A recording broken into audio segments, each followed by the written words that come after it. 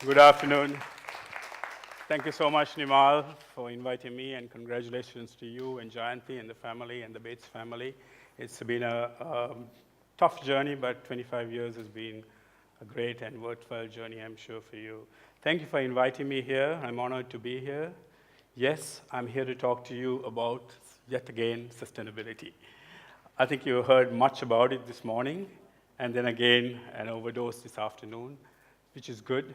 And I'm so glad that Sunny spoke to you before me, and you will know why, because I'm going to talk about accountants. Okay, very quickly, what I would like to touch upon is I want you to understand what sustainability or the ability to sustain truly means to corporates. I'm going to focus on what corporates have to do and what they're doing and what is happening in this space with sustainability. We've heard so much about the planet. Yes, it is important. We have to remember that if the planet is destroyed, it's going to harm humanity. And if there is no humanity, there is no need for corporates. We need to understand the planet is virtually sacred. It's given to us, it's gifted to us, it's up to us to manage it and pass it on to the next generation. So, if we are to understand sustainability and what it truly means, you will only know this if you are able to account for sustainability. To account for sustainability, you must also understand the bigger picture of sustainability in corporates, and sustainability must create value. If sustainability does not create value, I can assure you nobody, no CEO, or no shareholder, no board is ever going to approve it. And I can assure you sustainability does create value for corporates. We have seen it happen, we have heard it happen, we heard many stories this morning, and I'm here to tell you that this, is a must. If you don't account for sustainability, you will never know what your sustainability journey is. CSR and environment performance, we have heard so much about it.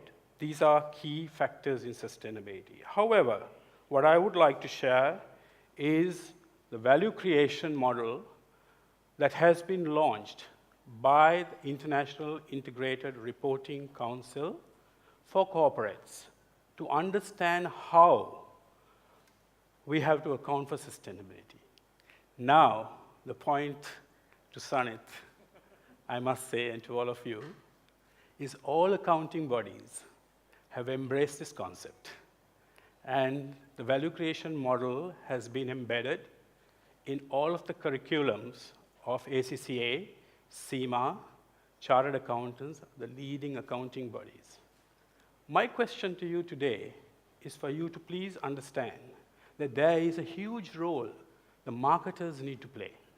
We, including me, I have to say, we do very little in this space to add value, to create value in this area. Okay, I'm just going to keep talking because I need to be careful of time as well. But what is important to understand is that the Integrated Reporting Council framework refers to 6 capitals. These 6 capitals, which if the slide comes on, I will explain a little further, are key to every business. And the business must prove year after year, or whatever during that reporting period, that the company has enhanced these 6 capitals. And the results of these 6 capitals, or the performance, is what the company must disclose to all of its stakeholders. And this will be audited, and it will be assured by independent authority, and it will be delivered to the customers, to the stakeholders. Now, in this, what are these 6 capitals? First of all, everybody is aware of the financial capital. So now, if we're talking about profit, how did we make this profit? We need to be able to disclose our human capital. How did we enhance our human capital? What about equality within your teams? What are you doing about training and development? What are you doing to enhance the capability of your people? Looking beyond that, you have manufactured capital. You have your factories, state-of-the-art plants. How are you generating, how efficient are they? Are they just lying there, doing nothing, but how well are you using these? The manufactured capital has to be accounted for.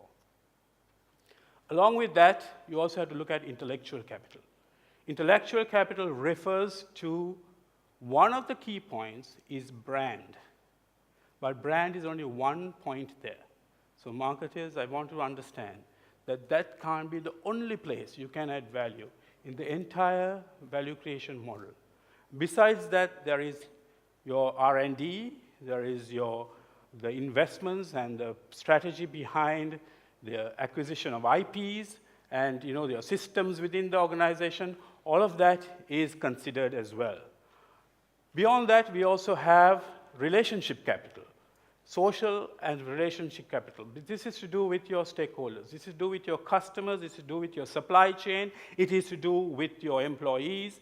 It is to do with the communities where you're operating. All of this needs to be accounted for. And how did you manage to enhance your relationship? And how does your performance impact each of these capitals at the end of the year or throughout the year is what you have to ultimately disclose in your report. So annual reports are no longer expected to focus only on the financials and the profits. But you have to disclose what you do also in terms of these capitals, how you made that profit, and how you enhanced those capitals. And if you didn't do it, you have to explain why it did not happen.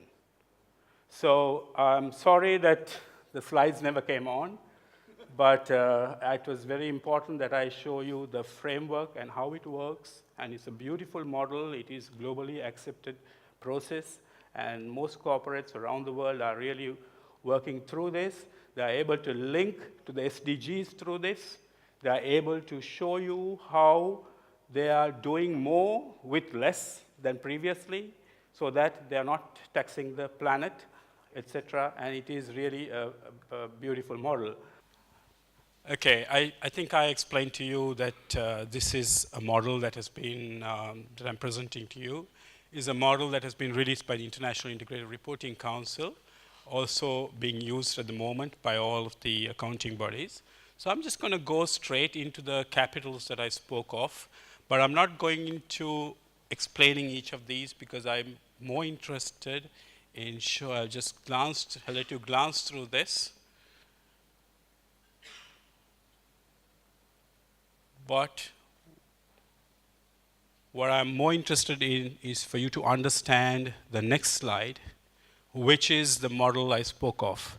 And in here, if you looked to my right, extreme right, is actually the input, where the beginning or where the company is today in terms of financial, manufacturing, intellectual, human, social relationship, and natural capital.